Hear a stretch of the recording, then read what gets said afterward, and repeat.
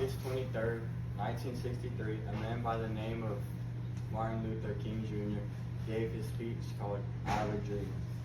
The speech was given during the March for Washington for Jobs at the Lincoln Memorial in Washington, D.C. The speech aimed to combat the racial injustice and segregation in the United States. It led the way for the Civil Rights Act of 1964. The speech was improvised and made on the spot while he talked to his fellow Americans. King referred to the Emancipation Proclamation many times throughout the speech. The proclamation promised to free slaves, but still they were not free almost 100 years later. You're just really good at talking slow. These people are not.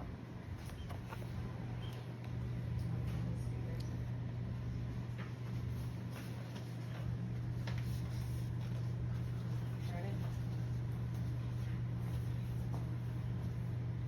50 years ago, a great American in whose symbolic shadow we stand today signed the Emancipation Proclamation.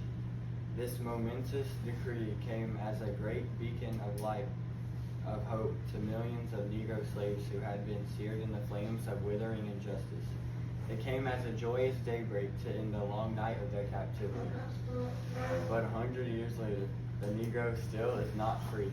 100 years later, the life of the Negro is still sadly crippled by the manacles of segregation and the chains of discrimination. 100 years later, the Negro lives on a lonely island of poverty in the midst of a vast ocean of material prosperity. 100 years later, the Negro is still languished in the corners of American society and finds himself exiled in his own land. And so we've come here today to dramatize and shameful condition. In a sense, we've come to our nation's capital to cash a check. When the architects of our republic wrote the magnificent words of the Constitution and the Declaration of Independence, they were signing a promissory note to which every American was to fall heir.